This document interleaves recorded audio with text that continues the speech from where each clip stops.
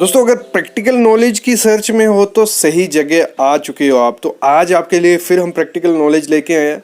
6 चीज़ें ऐसी बताने वाला हूँ, आप उनको गलतियाँ भी बोल सकते हो, वो गलतियाँ की जाती हैं और वो चीज़ें आपको इंटरव्यू में भी पूछी जाएंगी। और as a civil engineer, site engineer, आपको साइट पे जाने से पहले ये चीज़ें आनी चाहिए। तो सबसे पहले मैं क्या करूँगा, आपको 2 गलतियाँ बताऊँगा जो साइट पे की जाती हैं, वो आपको नहीं करनी है। गलतियों से आप सीख जाओगे कि क्या क्या चीज़ें ध्यान देनी होती है। फिर आपको 4 इंटरव्यू क्वेश्चन बताऊँगा। तो देखो इसमें हुआ क्या है कि जब नीचे ये स्लैब कास्ट हुई उस दौरान जो मास्टरिंग प्रोवाइड की जाती है, यहाँ जैसे ये प्रोवाइड की गई है, लेकिन प्रॉपर से मास्टरिंग नहीं प्रोवाइड की। जहाँ जब कॉलम का डिस्टेंस सेंटर लाइन की गई, उस कॉलम से इस कॉलम का डिस्टेंस देखा गया, वो प्रॉपर नहीं था। तो उस वजह से क्या हुआ, जो ये वर्टिकल स्टील है ये आउट हो गया और इसको बाद में क्या किया गया, जॉगल मारी गई और सब सरिये में जॉगल प्रोवाइड की गई है। तो ये एक्सेप्टेबल तो नहीं होती है, लेकिन अगर आप प्रॉपर से जॉगल प्रोवाइड करोगे, गलती तो हो जाती है लेकिन उसको गलती को सुधारने का सही तरीका क्या है, आपको प्रॉपर से जॉगल प्रोवाइड करनी है। जैसे यहाँ देखो ये जो जॉगल प्रोवाइड की गई है ये थोड़ी गलत है। 1:6 के हिसाब से आपको जॉगल प्रोवाइड करनी होती है। अगर हम 10 mm इस तरफ जा रहे हैं तो 60 mm हमारी हाइट के हिसाब से हमें जॉगल मोड़ना होता है। तो ये तो बिल्कुल एक्सेप्टेबल नहीं है, इसको आपको पहले ही सही कर देना है। जब भी आप स्लैब को कास्टिंग करो तो उसी टाइम आपको यहाँ जो मास्टरिंग होती है वो प्रोवाइड कर देनी है। एक ये गलती हो गई। दूसरी गलती यहाँ की क्या की गई है, ये स्टार्टर प्रोवाइड किया गया, इसको फिल किया गया, लेकिन इसमें शेयर की नहीं डाली है। इसमें प्रॉपर शेयर की आनी चाहिए थी। या तो आपका जो स्टार्टर का अपर फेस है उसको प्रॉपर से रफ कर देना है, क्योंकि जब ये कॉलम कास्ट होगा तो यहाँ पे एक जॉइंट बनेगा और वो प्रॉपर जॉइंट नहीं बनेगा, उसमें थोड़ा गैप रहेगा। जब मतलब कंक्रीट करेंगे इसमें जो हमारा कॉलम कास्ट होगा तो उसमें गैप रहेगा, तो वो जब भी लोड आता है सबसे ज़्यादा स्ट्रेस कहाँ पड़ता है, 1 मीटर के एरिया में। और फेलियर होने के चांसेस कहाँ होते हैं, 1 मीटर के एरिया में। स्लैब से हम 1 मीटर पकड़ के चलते हैं, तो अगर वहीं पे कुछ गड़बड़ हुई तो कॉलम फेल होने के चांसेस काफ़ी ज़्यादा होते हैं। इसमें आपको करना क्या होता है, इसमें आपको प्रॉपर शेयर की प्रोवाइड करवानी होती है। शेयर की क्या हो गई, इसमें मतलब बीच में आपको होल रख देना है 150 बाय 100 mm का डेप्थ, या आपको प्रॉपर से की शेयर की उसमें प्रोवाइड करवा देनी है, तो ये चांसेस कम हो जाते हैं। सबसे पहला क्वेश्चन जो है वो पूछा जाता है कि if on site slump test fail, अगर साइट पे जो हम स्लम टेस्ट करते हैं वर्कबिलिटी चेक करने के लिए, अगर वो फेल हो जाए तो क्या आप जो कॉन्ट्रैक्टर होगा, जो आप अगर ऐसे क्लाइंट काम कर रहे हो, एज ए साइट इंजीनियर हो, तो उसको वो काम करने दोगे कि नहीं करने दोगे। तो देखो होता क्या है, जो स्लम टेस्ट हम करते हैं उसमें काफ़ी वैल्यूज़ आती हैं।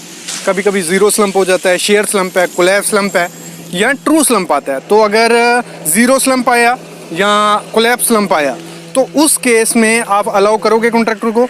तो इसका आंसर है 3-4 चीज़ें मैं इसमें बताऊंगा। देखो आपके पास अथॉरिटी होती है, आपके जो वर्क ऑर्डर रहते हैं उसमें जो QC पॉलिसी रहती है उसमें मेंशन होता है कि अगर क्वालिटी के साथ काम नहीं हुआ, जो हमें डिमांड रखी है, जिस हिसाब से हम पैसा दे रहे हैं वैसे काम नहीं हुआ, तो आप काम रोक सकते हैं। मतलब एज ए साइट इंजीनियर आपके पास अथॉरिटी होती है, रिस्पॉन्सिबिलिटी होती है कि आप काम रुकवा सकते हो। क्योंकि अगर आपने कहा है कि हमें 130 mm स्लम चाहिए या 120 mm स्लम चाहिए या 100 mm स्लम चाहिए, अगर कॉन्ट्रैक्टर वो आपको नहीं दे पा रहा है तो आप काम रुकवा सकते हो। एक ये चीज़ है। दूसरी चीज़, अगर आप काम नहीं रुकवा सकते, मतलब जो ट्रांजिट मिक्सचर है, TM है, RMC से माल आ रहा है, या तो वो वापस भेज दो। एक ये चीज़ होगी। दूसरी चीज़, अगर आप वो कॉन्ट्रैक्टर कहता है कि नहीं हम मतलब ये अच्छा है, हमें यही चाहिए या वर्केबल है, जो भी कहता है वो, तो उस केस में आप उसको अलाउ कर सकते हो, काम कर ले। लेकिन बाद में जो हम उस कंक्रीट का क्यूब टेस्ट करते हैं वो अगर फेल आया तो फिर तेरे को स्ट्रक्चर तोड़ना पड़ सकता है। जो भी कॉलम होगा या स्लैब होगा वो स्ट्रक्चर कोलैप्स मतलब डिमोलाइज करके आपको नया बनाना पड़ेगा। ये चीज़ भी आपके पास अथॉरिटी होती है, आप ऐसे भी उसको गाइड कर सकते हो, ऐसे बोल सकते हो। अगर कंक्रीट वो फेल हो जाता है तो फिर वो स्ट्रक्चर तोड़ के उसका जो भी वर्किंग का मतलब हुआ था, काम हुआ था, उसका आप उसको कॉस्ट नहीं दे सकते हो। ये मतलब जो पॉलिसीज़ रहती हैं उसमें मेंशन भी होता है, जो कार्ड्स होते हैं उसमें मेंशन होता है। तो इससे हमारा यही हुआ कि अगर टेस्ट फेल हो जाते हैं, मतलब स्लम टेस्ट फेल हो जाता है, तो आप उसको रोकवा भी सकते हो। अगर अलाउ करते हो तो उसका कंक्रीट टेस्ट करो, अगर वो ठीक आ गया, मतलब जो टेस्ट पास हो गया तो ठीक है, कोई दिक्कत नहीं है, वर्क आगे चलता रहेगा। अगर फेल हुआ तो वो स्ट्रक्चर तोड़ के नया बना के उसको देना होगा। मतलब जो पहले का खर्चा होगा वो भी आप नहीं दे सकते हो, और साथ में आप उसका जो तोड़ने का काम रहेगा वो भी आप उसको नहीं दे सकते। ये आप पे डिपेंड होता है। देखो यहाँ भी जो मैंने ये पूरा सामने आप देख रहे हो, इस पर लिखा भी है, ये आप पढ़ भी सकते हो, क्लॉसिस वगैरह लिखी है। अगला क्वेश्चन जो पूछा जाता है इंटरव्यू में, does an increase of maximum aggregate size benefit the structure. अगर हम जो एग्रीगेट का साइज़ है वो बढ़ाते हैं, वो स्ट्रक्चर को बेनिफिट करता है कि नहीं करता है। देखो इसमें क्या चीज़ है, जो जैसे हम जो हमारे डैम वगैरह होते हैं उसमें तो आपने देखा होगा 150 mm तक उसमें एग्रीगेट यूज़ किया जाता है, 75 mm, 100 mm, 150 mm, इतना बड़ा बड़ा एग्रीगेट यूज़ किया जाता है, वो अलग बात है। इसमें क्वेश्चन है कि एग्रीगेट यूज़ करने से होता है, देखो होता क्या है, जैसे हम एग्रीगेट डालेंगे, अगर हमें मेंशन है 25 से 40 mm या 20 mm का एग्रीगेट हम यूज़ कर सकते हैं। जितना एग्रीगेट हम डालेंगे उतना सरफेस एरिया, मतलब सैंड सीमेंट वगैरह कम होगा, तो पानी वाटर सीमेंट रेशो कम होगी, मतलब पानी हमें ज़्यादा नहीं लगेगा। और इससे ये क्लियर होता है कि अगर जितनी कम वाटर रेशो होती है, वाटर सीमेंट रेशो जितनी कम रहेगी, उतनी अच्छी स्ट्रेंथ स्ट्रक्चर की आती है। तो इससे ये क्लियर हो गया, मतलब ये तो नहीं है कि काफ़ी ज़्यादा फ़ायदा होगा अगर हम बड़ा एग्रीगेट यूज़ करेंगे। जितना मेंशन है 40 mm मैक्सिमम यूज़ करेंगे स्ट्रक्चर में तो ठीक है, ज़्यादा यूज़ करने से बस वाटर सीमेंट रेशो कम होगी, उससे स्ट्रेंथ थोड़ी बहुत ज़्यादा होती है, और ज़्यादा इसमें कुछ इतना इफेक्ट नहीं पड़ता है अगर हम एग्रीगेट का साइज़ बड़ा करते हैं। मतलब पड़ता तो है, कंक्रीट की स्ट्रेंथ बढ़ रही है, वाटर सीमेंट रेशो कम हो रही है। अगला क्वेश्चन क्या है, अगला क्वेश्चन पूछा गया है कि जो क्यों हम 150 बाई 150 mm का क्यूब ही यूज़ करते हैं, क्यों हम IS कोड हमें तो कहता है 100 mm का भी होता है, यूज़ कर सकते हो, 150 mm भी यूज़ कर सकते हो, 225 mm भी यूज़ कर सकते हो, या 300 mm का क्यूब साइज़ आप यूज़ कर सकते हो। लेकिन हम क्यों 150 बाई 150 का ही यूज़ करते हैं, 100 बाई 100 का क्यों नहीं यूज़ करते हैं? ये काफ़ी इंटरव्यूज़ में क्वेश्चन पूछे जाते हैं, इस पर वीडियोज़ भी आ चुकी हैं हमारी, कमेंट भी हैं।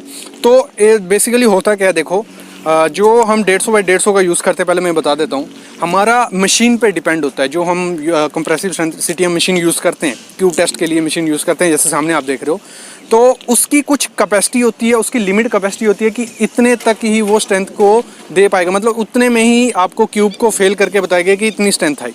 इसको हम निकालते कैसे, इस पर मैं वीडियो लाया था। जैसे हम 150 बाई 150 mm का क्यूब यूज़ कर रहे हैं, तो आपको क्या करना है, 150 बाई 150 बाई 150, मतलब 150 बाई 150 करना है एरिया इनटू जितना भी ग्रेड का आप टेस्ट करने जा रहे हो, M20 या 30, उन दोनों को मल्टीप्लाई करोगे, आपको वहाँ लोड मिल जाएगा कि कितना लोड हमारा आने वाला है, कितने लोड पे वो क्यूब फेल होगा अप्रॉक्स। क्योंकि होता क्या है, लोड अपॉन एरिया, मतलब हमारा कैसे हम रिजल्ट निकालते हैं, लोड अपॉन एरिया, तो उधर से हमारा निकल जाएगा। तो अभी बात आती है कि 100 mm बाई 100 mm का यूज़ करें या 150 बाई 150 का। देखो 150 बाई 150 का हमें इसलिए सही रहता है कि उसमें हमारा जो एग्रीगेट, हम 25 से 40 mm का भी एग्रीगेट अगर यूज़ कर रहे हैं तो उसमें प्रॉपर मिक्सचर आ जाता है, एग्रीगेट भी आता है, सैंड सीमेंट, मतलब प्रॉपर एक फिक्स आ जाएगा। उसका टेस्ट करेंगे तो अच्छा रिजल्ट हमें देता है, मतलब एक अच्छा रिजल्ट हमें देता है 150 बाई 150 का, इसलिए हम उसे यूज़ करते हैं। अगर हम 100 mm का यूज़ करते हैं, उसमें क्या होता है, उसमें साइज़ छोटा होता है, तो मोस्टली आपका क्या है, उसमें एग्रीगेट फिल हो जाएगा, और वो जब हम उसको टेस्ट करने जाएंगे उसका रिजल्ट वेरी कर सकता है। किसकी वजह से, जो एग्रीगेट, सिर्फ एग्रीगेट होगा उसमें ज़्यादा, तो एग्रीगेट क्या होगा, स्लिपेज के कारण जल्दी टूट जाएगा, तो उसमें रिजल्ट में थोड़ा वेरी आता है। आप इसको अच्छे से टेस्ट भी कैसे कर सकते हो, आपको क्या करना है, 100 बाई 100 का भी क्यूब भरना है, 150 बाई 150 का भी क्यूब करना है, उसी कंक्रीट से, उसी ग्रेड से, तो फिर आपको टेस्ट देखना है। दोनों में काफ़ी ज़्यादा अंतर आपको देखने को मिलेगा। क्यों मिलेगा, क्योंकि 100 बाई 100 में प्रॉपर मिक्सचर नहीं हो गया होगा कंक्रीट का, उधर ज़्यादा एग्रीगेट चला गया होगा, लेकिन 150 बाई 150 में क्या होगा, प्रॉपर मिक्सचर चला गया होगा। और अभी बात करते हैं हम 225 बाई 300 का क्यों नहीं यूज़ करते, 225 का भी यूज़ कर सकते हैं, 300 का भी यूज़ करते हैं, वो क्यों नहीं करते। देखो जैसे जैसे हम साइज़ बड़ा करते जाएंगे, एरिया बड़ा करते जाएंगे, वैसे वैसे कैपेसिटी, हमें मशीन की कैपेसिटी बढ़ानी पड़ेगी उसको फेल करने के लिए, तो मशीन की कॉस्ट भी बढ़ जाएगी, मशीन आपका उसके लिए बड़ी चाहिए, क्योंकि जितना बड़ा एरिया होगा उतना ज़्यादा लोड चाहिए उस कंक्रीट, उस क्यूब को टेस्ट करने के लिए। तो इधर से आप तीन चीज़ें आपको क्लियर हो गई कि 100 बाई 100 का क्यों नहीं यूज़ करते, क्योंकि वहाँ प्रॉपर से मिक्सचर नहीं फिल होता, ज़्यादा एग्रीगेट चला जाता है। 100 में क्योंकि छोटा सा एरिया होता है, 150 में एक स्टैंडर्ड साइज़ है, उसमें हम सब हो जाएगा और रिजल्ट भी वो अच्छा देता है। अगर 300 बाई 225 का यूज़ करते हैं, उस केस में क्या होता है, उस केस में आपको मशीन बड़ी चाहिए और मशीन की कॉस्ट भी बढ़ेगी और उसको हैंडल करने में दिक्कत होगा, और जब उसको हम टेस्ट करेंगे तो वो काफ़ी ज़्यादा रिस्की हो जाता है, क्योंकि लोड काफ़ी ज़्यादा पड़ रहा है। जब वो ब्रेक होगा 225 बाई 225 का क्यूब या 300 बाई 300 का क्यूब, तो उसमें से जो एग्रीगेट अगर बाई चांस छूटा तो वो काफ़ी ज़्यादा रिस्की हो सकता है उसमें वो टेस्ट करने में, इसीलिए हम 150 बाई 150 का क्यूब हम मोस्टली यूज़ करते हैं। अगला क्वेश्चन जो आता है वो है कि if compression test fail should Schmidt hammer test be adopt as alternative to prove the concrete strength. तो अगर जो हमारा क्यूब टेस्ट या कंप्रेसिव स्ट्रेंथ टेस्ट फेल हो जाता है तो हमें क्या स्किमिड हैमर टेस्ट करना चाहिए? देखो, जो स्किमिड हैमर टेस्ट होता है वो किसके लिए यूज़ किया जाता है? वो यूज़ किया जाता है सिर्फ कंक्रीट की हार्डनेस चेक करने के लिए कि वो कंक्रीट कितना हार्ड है उसकी, क्योंकि उसकी वैल्यू वेरी कर जाती है। अगर प्लंगर के आगे एग्रीगेट आ गया तो वो रिज़ल्ट थोड़ा अलग दिखाएगा, लेकिन हम इसको अल्टरनेट नहीं कर सकते। अगर हमारा compressive test cube test fail हो जाता है तो स्किमिड हैमर कई जगह पे तो इंजीनियर अलाउ भी नहीं करते, क्योंकि उसका रिजल्ट काफ़ी ज़्यादा वेरी कर सकता है।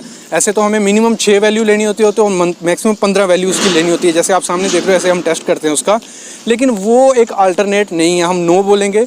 इसके बाद आप कोर करके उसका कंप्रेशन टेस्ट कर सकते हो। फिर जहाँ तो और काफ़ी ज़्यादा आगे हो जाता है, टेस्ट होते हैं, उसकी हेल्प से हम चेक करते हैं कि वो कंक्रीट प्रॉपर है कि नहीं, तो स्किमिड हैमर को हम नो बोलते हैं। तो ये 4 क्वेश्चन थे जो आपको इंटरव्यू में भी काफ़ी काम आएंगे और एज ए साइट इंजीनियर आपको ये चीज़ें पता भी होनी चाहिए।